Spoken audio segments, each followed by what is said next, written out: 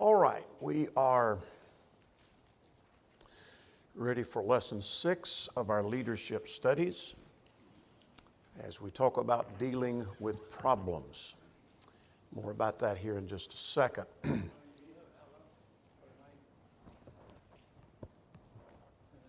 Right there. That's it. That's all you get. That's it. The answers you have to find yourself. All right, our study on leadership deals with, we've been dealing with our goal of doing this, and that is we're trying to develop future leaders.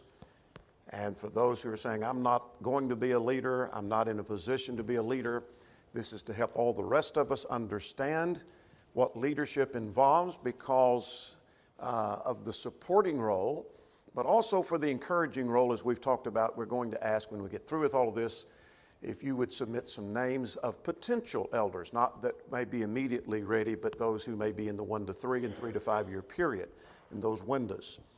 And so these studies about, for example, dealing with problems, you may look at someone and say, I'm not sure he's ready to handle those problems. Maybe you could help encourage what he could do to change and to be better at those problems. Or maybe you go to someone and talk to them that I think you would be skilled at dealing with those kinds of things. We'll talk more about that as we go along.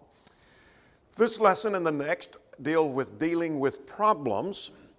And so what we're going to be dealing with here is the concept of how do we deal with problems? What kind of problems do we deal with? In our previous 3 lessons, we've dealt with visions, plans, and answers. And that is, leaders need to have a vision of where we're going, plans of how to get there, and then some answers to the obstacles along the way. So there is no apology for the fact that these studies of those 3 lessons and these 2 are going to have some overlap. They're not completely overlap, but we cannot help but deal with answering problems or dealing with problems and answers to obstacles having some overlap. And that's going to be of some value rather than a hindrance, I hope. It's inherent in leadership that you will be dealing with problems. And so if you are a leader, whether it's in sports or you're a leader in your business, in school, wherever it may be, or in the church, you're going to be dealing with problems. That's inherent in the principle of leadership. All of God's leaders have dealt with problems. For example, Moses dealt with problems. He had people coming to him to the degree, you remember Jethro suggested you need some help in dealing with all these problems.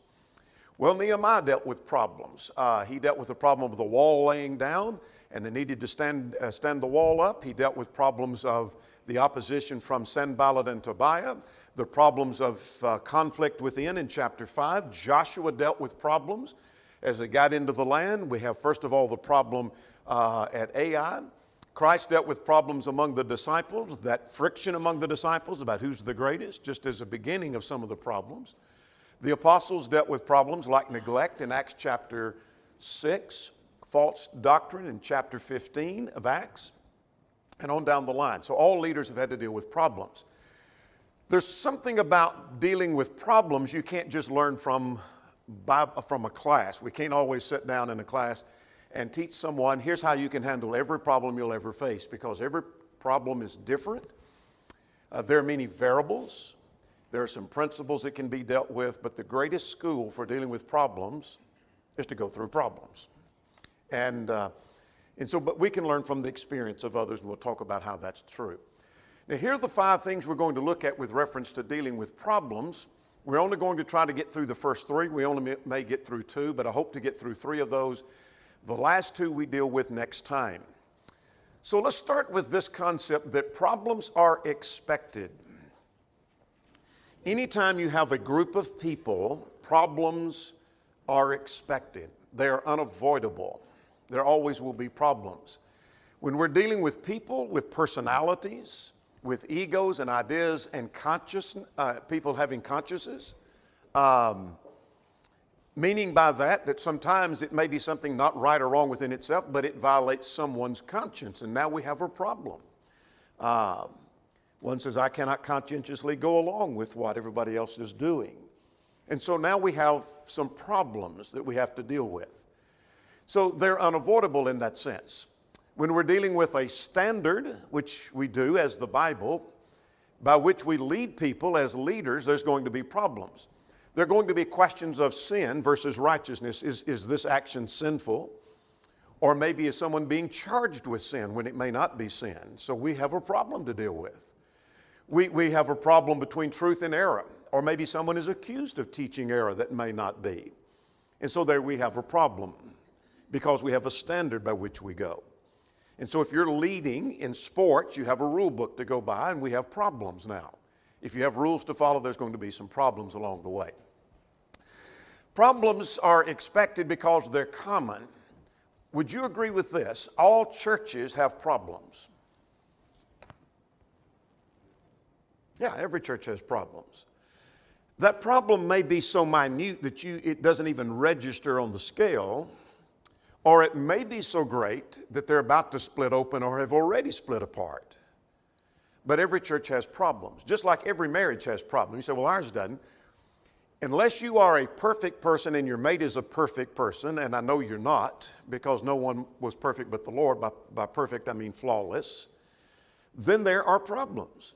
It may be a minute problem of a miscommunication over a minor thing that you didn't even talk about because it was so minor. Or it may be that you're about to split apart and divorce. Everybody has problems. Different degrees, but every marriage has problems. There's not a perfect marriage. And so every church is going to have problems. Churches in the first century had problems. Corinth was riddled with problems. We don't have time to enumerate everything they had. Was there any problem at Philippi? There were two sisters there that didn't get along, Euodia and Syntyche. Remember that? And they were at odds. Quite a public place to address that in the letter to them that's published for all time. Colossae had the threat of the Colossian heresy. There's no evidence that the heresy had made inroads to the church, but there was a danger. And so there was the need to address the potential danger. More about that perhaps a little bit later. Ephesus, a little bit later, had left their first love. Paul warned them prior to that from among their own selves men would arise speaking perverse things. So there was going to be apostasy from within. They did leave their first love. And practically every church you read about had some problem. So if you're going to be a leader, then you will have problems to address. So they're common. Would you agree with this, that problems are necessary? You might want to think on that one.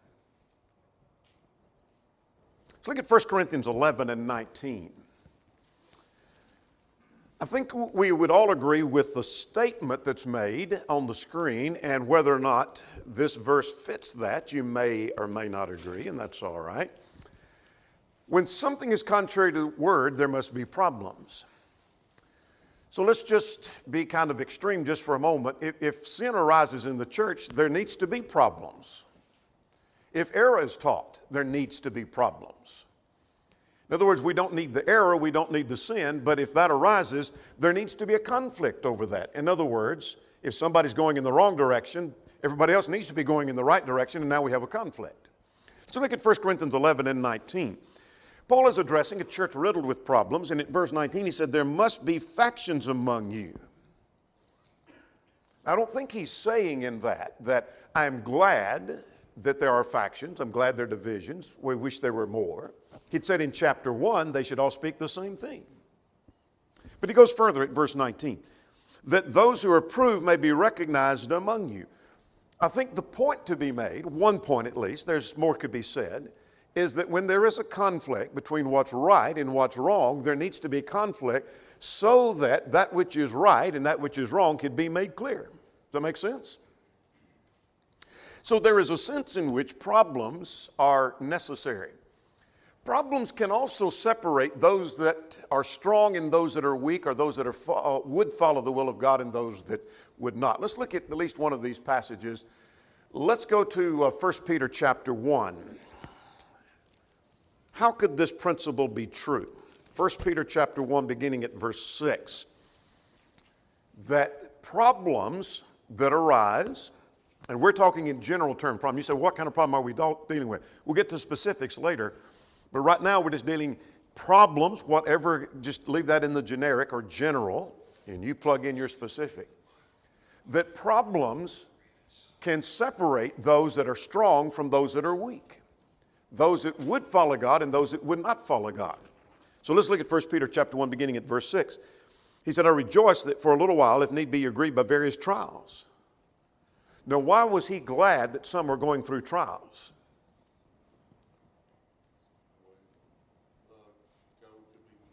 Yeah. Just as gold comes out pure if it goes through the fire, when you go through the fire, it proves what's genuine and true out on the other side.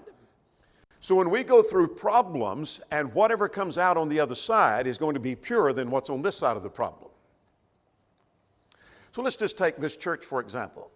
We're not riddled with false teaching, but let's just suppose for illustration that we had a family move in here and they were pretty headstrong and they start infiltrating the church, and before we know it, they've permeated several people and a false doctrine is beginning to take hold, and the elders deal with that strongly, and they're purged out, they leave, and maybe some others leave with them.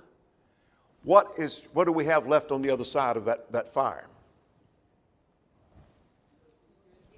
Those who stood against it and were stronger because of it, because we stood through the fire. Does that make sense?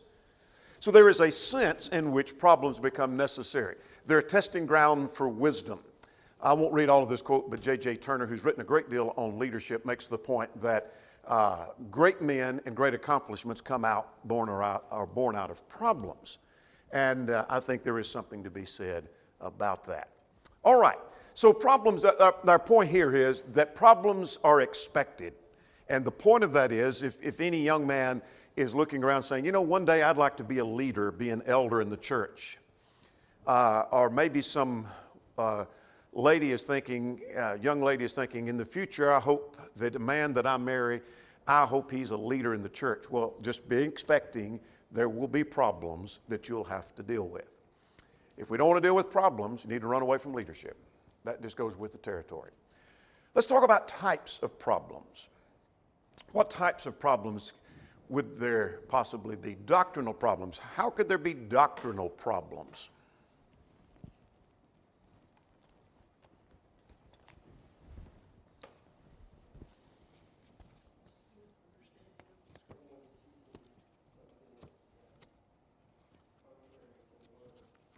All right, somebody teaching something contrary to word? Okay, misunderstanding of something that has been taught or is taught in the scriptures. Well, there may be a number of ways in which that's true. So if you want to be a leader in the church, one of the problems we may face is doctrinal problems. For example, error may be taught in the pulpit. Could be, couldn't it? In a classroom. We may get wind that something's been taught in a classroom that's erroneous. It may be real serious, or it may be just a misapplication of a text. Or it may be by some brother who's coming for a meeting. For example, we may hear that Brother X, who's coming for our meeting next year or the next year, that someone sends us a link and he's taught a sermon where he taught erroneous concepts. Now, we got to deal with that. Not that we've got to go rebuke him in his congregation, but are we going to let him come here? Did we understand him correctly? Did he really teach error? No, we got a problem to deal with. Make sense? We've had to deal with that kind of thing before. Or maybe there's some member that holds a false idea, but they may not be advocating that. How do we deal with it? Do we lambast them, or do we go deal with him privately, or do we wait to see if it surfaces? We'll talk more about that kind of thing in a moment. I'm just throwing out that there are different kinds of problems. There may be some members that don't believe in a practice. I worked with a church where there was a sizable element in the church that did not believe in church discipline. They thought it was wrong to withdraw. Instead of not practicing what they knew to be right, they thought it was wrong to withdraw.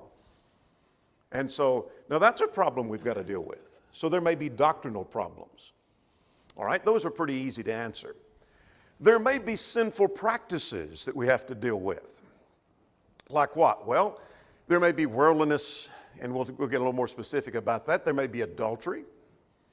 There's probably not an eldership around that hasn't had to deal with, at least in modern days, with somebody committing adultery. Cases of divorce, whether scriptural or unscriptural. Someone that drinks, social drinks. Immodesty, or people going to the dance and to the prom. even stealing. I'll come back to that a little bit later on another case perhaps. Division. I was a part of a church once where we had to withdraw from someone who was sowing discord. Wasn't involved in worldliness, they were sowing discord and being divisive in their conduct and in their behavior and public display of divisive activity in the assembly even. And we had to withdraw from them over that. And so there may be those kinds of problems you have to deal with. All right, here's another kind of a category of problem, people and relationship problems. Like what kind of things would fit into that category? That you as a leader, picture yourself as if you are an elder. What kind of thing might you have to deal with as an elder in relationships? Someone they're married, but they're not supposed to be married. All right. You could have that kind of, I might shove that under the category of sinful things, somebody living together that are married that shouldn't be, an unscriptural marriage. Yeah. Look at the second point here. The members being at odds, like Philippians 4:2. Euodia and Syntyche. Let's go to that text just for a moment. I don't know what their problem was. We're not told what the problem was, who started it. We're not told whether it was more Euodia or whether it was more Syntyche. But Paul writes saying, I implore, or I urge Euodia and I implore Syntyche to be of the same mind. Y'all get your act together. And so there's a great deal that's said in the book about unity and harmony. And I take that at least in part, that is directed toward their conflict and their problem. And so here is a problem that Paul himself is addressing at Philippi of members being at odds. There could be personality clashes. There may be criticism. What goes on in Numbers 16? I know this wasn't a church and we're not dealing with elders, but we're dealing with Moses, who was a leader. What kind of criticism was made of the leadership? These were the rebels. Remember the rebels that the earth swallowed up? All right, notice at verse 3. They gathered against Moses, and what did they say? And Aaron. Yeah, you got too much authority. You're taking too much on yourself. And so they begin to make criticism. All I'm trying to suggest to you from number 16, as a leader doing what you're supposed to do, you may face criticism for doing the right thing, or it may be that you did not use good judgment and you face criticism for that. And so you're going to face problems of criticism directed toward the leadership or toward the church as a whole. There may be social problems. By that, someone whose feelings are hurt over not being included over something. You say, well, that's a minor problem. But you may notice that's beginning to cause strains within the church. And now that comes to the radar of the elders. Not that you're really concerned about these two people that having some personal spat as much as you are, how is that going to affect the rest of the church? Now we may need to take a look at that to see what we could do to prevent it getting worse. There may be immaturity on the part of one member as they behave in an ungodly way towards someone else, or at least in a sour way towards someone else. And that comes to the radar of the elders. And well, how are we going to deal with that? Is this making sense? Various problems that you think, well, I didn't think I might have to deal with that. We'll say more about surprises in a moment. Here's another type of problem, weakness in some members. What kind of things may fit into that category?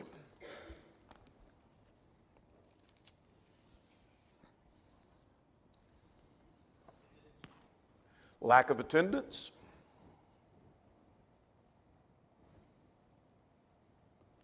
Maybe some are not growing like they should. Some start showing signs they're missing. You might notice an element of the membership that becomes tolerant of looser thinking. You may know that they're feeding off of some tainted wells, for lack of better description. They may be listening to some podcasts, they may be reading material, they may be watching videos and being tainted, and they're becoming more tolerant toward looser thinking. And so you're noticing some weakness develop. You notice some are beginning to lose interest. You see gaps in understanding of the basics. We deal with something and it's obvious that there's an element in the church where here's some basics that are missing, that maybe we failed to teach. Maybe it was the elders who failed to teach that. But we're missing some basics maybe on authority or basics when it comes to the home and the family. So we got to get busy. And these are problems we have to address. Absolutely. Same. Losing zeal. Good point. Yeah, Revelation 3. The church at Laodicea, lukewarm, indifferent. They're neither cold nor hot. Good connection. I'll list another category of good problems. What kind of good problems could a church face where elders, they've got a problem to deal with, but it's a good problem to have? Numerical growth can be a good problem. I've known of churches that grew so that they need another building. And you say, well, that's great. Yeah, that's great, but it's been said that appointing elders, hiring a preacher, and building a building are the three most strenuous, stressful times on the church. And I've been through all of that, and many of you have too. And it can be a stressful time for a church. And so my point is, it's just not always easy. Here's a situation you may not think much of, or seen very often. I've seen it at least on one occasion. Such rapid growth in numbers, it's hard to keep up with the new members. I preached for a church one night during a gospel meeting years ago, and I won't tell exactly where it is, but it was in a suburb of a large city, and they had probably 35, 40 members at the most. So a number of years pass, and I get an invitation to go back, and I drive up to one of the elders' house on Saturday night and spend the night with him, and then he drives me to the building Sunday morning, and when we drive up, I'm expecting this little red building that houses about 35, 40 people, and I see a building that seats 300. And I said, I'm confused. I thought I was headed to such and such a church. He said, you are. This is the same church. I said, no, this ain't the same church. He said, yeah, it is.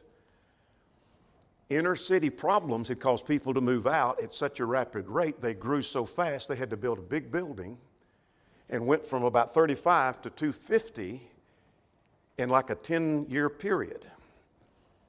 And people were placing membership at 1 and 2 families a week. And one of the elders complained, and I put complaint in quotations. He said, it's not really a complaint, but we are dealing with so many people coming in, we can't focus on the new members to get to know them for focusing on others that are coming in. And then as soon as they place membership, we're focusing on more coming in. And as soon as they play, we're focusing on more that are coming in. We're growing so rapidly, we don't know what we've got. We don't know how many problems we may have brought in. We don't know how many great teachers we really have. They're growing so fast. That's a problem. That's a good problem, but it's a problem nonetheless. Some churches have been given large donations, and they are then troubled exactly how we're going to spend that. So those are some good problems. There are unexpected problems. Like maybe a couple suddenly separates and we didn't even know there was a problem. Or several families transfer away with the job. And I've known of that to happen where a church cuts itself in half because half the members had to move away with their jobs. I've known of that to happen. And now we've got a problem we've got to address. What are we going to do now? Or maybe somebody comes to place membership that's in an unscriptural marriage and we weren't expecting this and now we're faced with, we got to deal with this. Those are some unexpected problems. Can you think of some more? Okay, cultural problems. Thankfully, we haven't dealt with some of that, but some churches are already dealing with maybe somebody that is in a homosexual situation or maybe has had a sex change and comes and wants to place membership, and can we accept that? And that kind of thing. So there may be some of those cultural things going on. How about a visitor causing a problem that you didn't expect? That's happened, yes. That's happened. Exactly. That's happened time and again in a number of places. Here's a visitor that maybe tries to take over or disrupt services, and so now we've got to deal with that. Got to have a plan for dealing with that. I want to leave this section, good connection there, with making this point. If you become a leader, it's very, very possible, And very likely you're going to be faced with a problem you never dreamed of facing or never heard of a church facing. I think COVID was a good example of that. I'm fixing to come to that. You're getting ahead of me. Or we can, it's like herding cats here. What I started to say was that the four elders here, if you would ask each one of these four elders, at the time we were appointed as elders, do you ever dream of a time that you'll be sitting in an elders meeting discussing how to protect the congregation from an active shooter? I would have told you, not in my lifetime have I ever heard of that. Never. And yet, because of the rash of shootings around, every church around has had to take some kind of precaution, whether good or bad or no precaution. They've talked about it. Nearly every church is, what are we going to do? And so we've had to deal with that in an elders meeting. I never dreamed of that.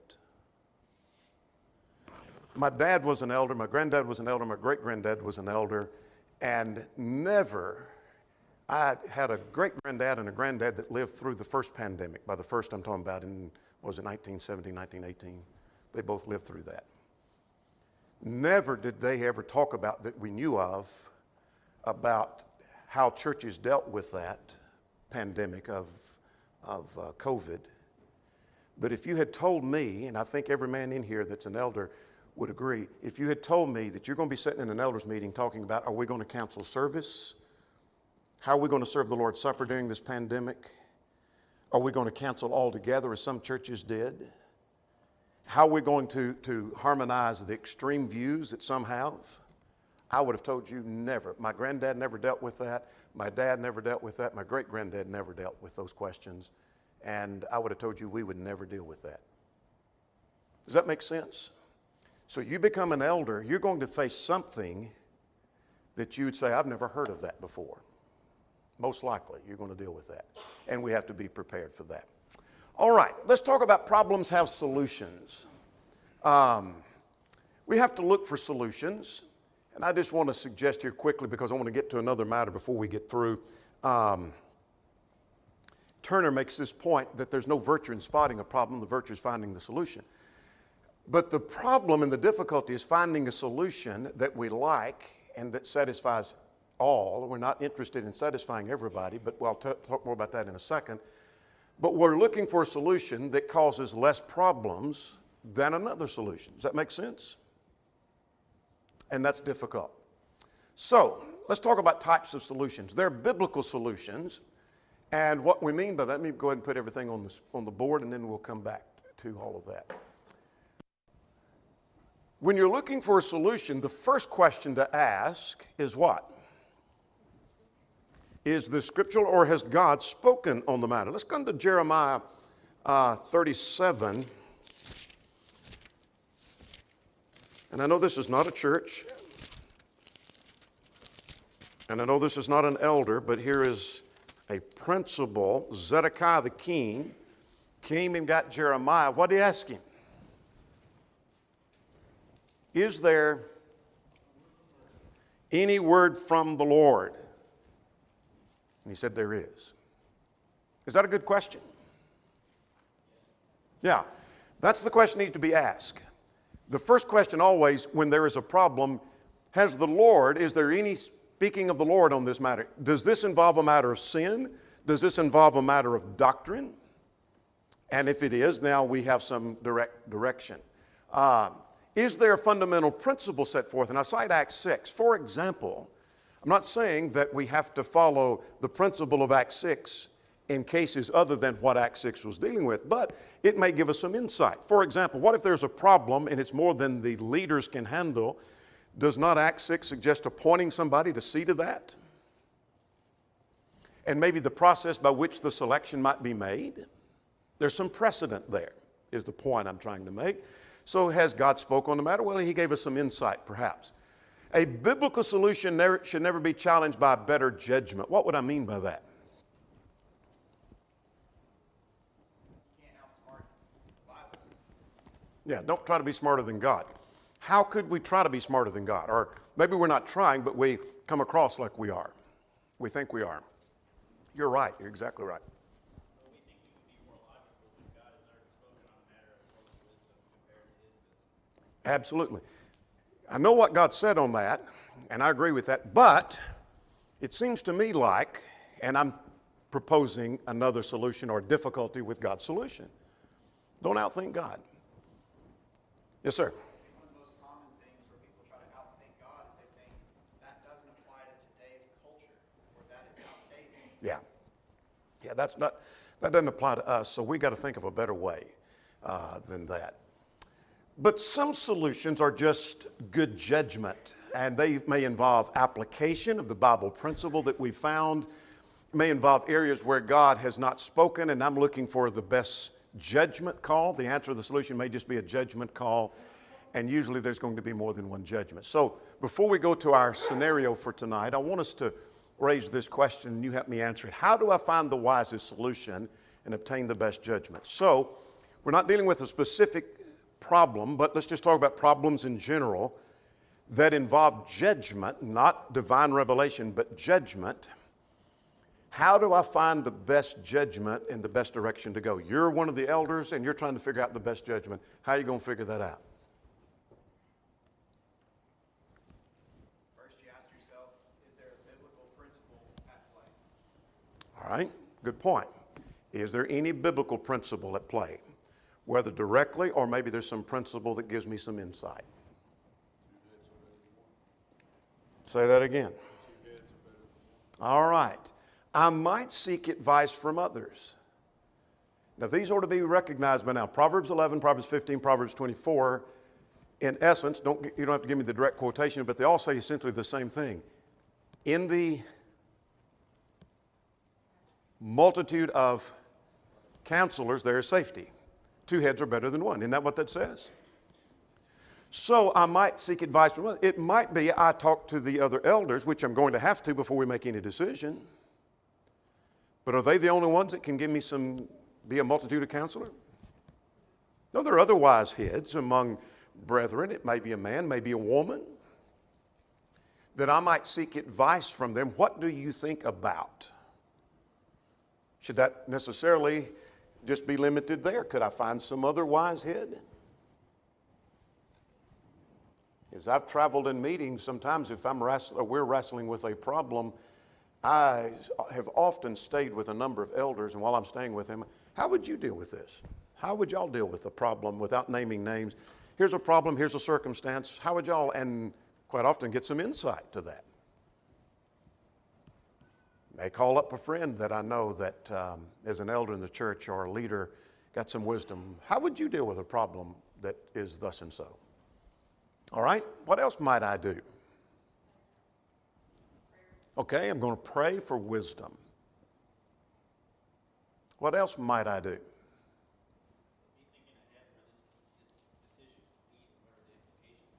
All right, yeah, think ahead. I want to come back to that. You're right. I might consider, has a similar situation been dealt with before? Either here or somewhere else. When we went through COVID, I look around, I don't know if anybody in my lifetime, but you begin to read just a little bit and you find out in history some brethren had dealt with that before, hadn't they? Yeah, they had dealt with that. We had to dig a little bit to find some of that information that came to the surface during that time. Or maybe there's some circumstance you say, I think I remember a church, and you remember where it was, and maybe some of the brethren there could give some insight. How did that go? What mistakes were made? That may help.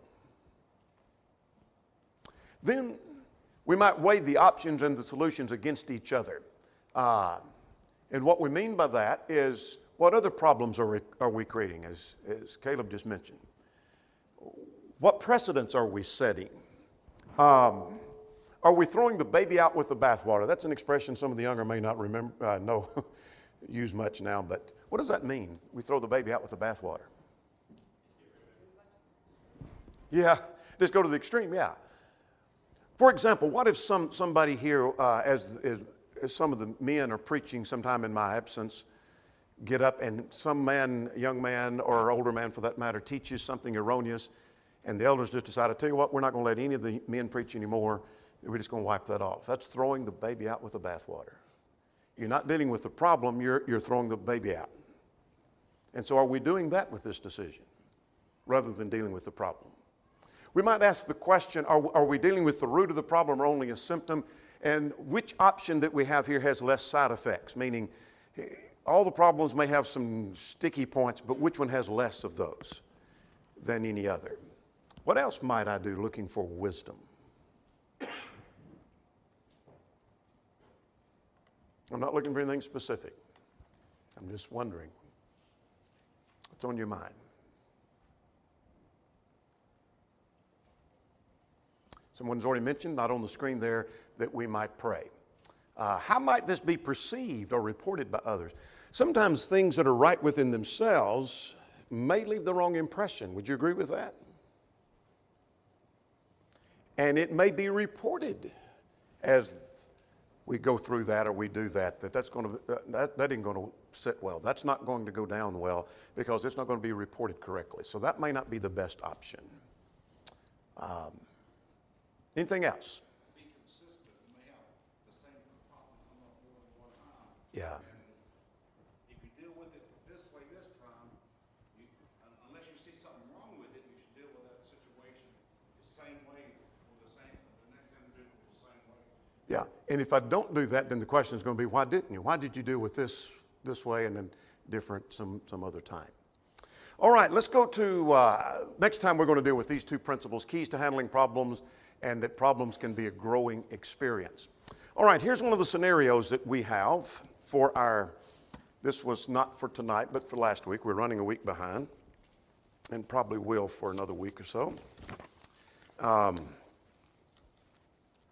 And here's the scenario. You're one of the elders, and 4 unrelated people in the congregation miss more than they are present. And when asked, they say they're sick, and you know they are really sick or have physical problems, though you wonder if they're so sick they can't attend or sick that often. How would you address the problem, or is this really a problem? I might add, I have asked that question to every elder I've ever been with across the country in meetings. And I haven't found a church yet that wasn't dealing with the same thing. And found one, not yet. So what would you do? I would think before the problem, you need to have good communication with those 4 people, knowing their situation. Because without that, it would be challenging to think one way or another of how they're behaving. Absolutely. Good communication with those 4 people. Each one may have a different circumstance, and we need to know as much about what their circumstance is before we make any decisions or pull any trigger on what we're doing. Good point. What else? Well, Donnie, I just have to ask, there's a biblical principle here, though. It says, if any among you are sick, call the elders. And I had to deal with this as an elder with a lady who was all upset because I didn't come to see her. And I said, I didn't know you were sick. The responsibility is, if any of you are sick, call the elders. Then the elders go to them and see their sickness and take action. Yeah. You see, but sometimes they're sick and they say, well, the elders didn't call me. Yeah. I looked at one side and I said, there are 250 people here. I can't keep up with all of you. Good point. But there's biblical principle there is what I'm asking. Good point. Good point. What would you do? Can't help but think that as an elder, your soul is on the line too, because if they are missing and they're sick and you know it, yet they continue to do other things that you think, well, if you could do that, you could probably come to church. But the only thing I could think of is just encouragement and bring it up once in a while. But could you do better? Or Okay. All right. Good point.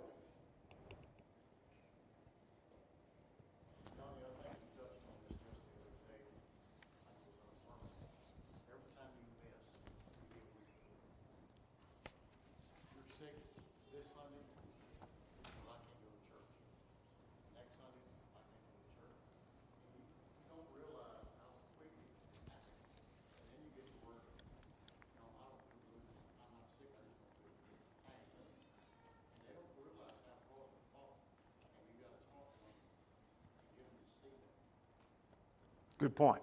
Very good. Yes, sir. Johnny, you know, we deal with this problem ourselves. You can't go to bash them because they're sick, because you really don't know whether they're sick or not. So what you have to do is take different situations at different times. And like I said, you have to encourage them. If possible, you be there if you can. And like you said, we can't withdraw from them or anything like that because their attendance is not as good as it should be. You can't go in and, you know, just, and take the problem in your hand and say, you can't be there. But you've got to encourage them, like you said, and we've crossed that path ourselves. Yeah, we have. All right, we've put several principles out on the table. That's true. We have found this to be one of the most frustrating things as elders to deal with. One of the most frustrating. And so this is the one question that I have asked a number of elders across the country as I've gone in meetings. How are y'all dealing with this? And after I get through listening to what they say, I usually make the comment, y'all don't know any more than we do. Which encourages me because I'm looking to see if I've missed something somewhere. So sometimes when you don't get much information, that's an encouragement because maybe the information hasn't been missed. And so here's some things I've listed and we're about done. Until there's more evidence, we have to take them at their word. Now there's more seeking of evidence that we're going to talk about here in just a second. But until we have more evidence, when somebody says, I'm sick, I'm too sick to come, I have to take them at their word. But if and when there's evidence otherwise, for example, we find they're going to work every day, but they can't come to church any Sunday. They're going on vacation, but they can't come to church any Sunday. They go out to eat and they go shopping. They've been seen at the mall. They're at Walmart. They're seen at several restaurants in town, but they can't come to church. Now we've got a problem we might address. But we go to each one, as somebody suggested a moment ago, you go to each one and ask if their sickness prevents them from doing other things. You know, you tell us you're sick and we accept that, but is that keeping you from going to work, et cetera, et cetera, et cetera? And if it's not, then, well, maybe could you do better about attending and talk to them about how weak they may be getting. But if the evidence is there that they're just forsaking the assembly, then you deal with that like you do anybody else. But otherwise, there's little that we could do. Would you agree? So each one of these scenarios has a purpose and a lesson to drive from that. And so here's the lesson that we're driving at. You function on evidence. You function on evidence, not supposition. I don't think they're really that sick. Well, how do you know that? Until we have evidence, we function on evidence, number one. And number two, there are some situations where there's little we can do because there's no evidence. Does that make sense? And we've talked about that earlier. Maybe there's supposition that somebody's living in adultery, but if there's no evidence, we can't withdraw from them for adultery unless we have evidence of that. Rumor doesn't work. Rumor doesn't work. Does that make sense? All right. We're going to stop at that. So that's October 2 situation. October 9, which was for tonight, we'll deal with next time. And I keep promising at some point we're going to catch up. I don't know. Larry is teaching 2 weeks from tonight. Maybe he can catch you up then.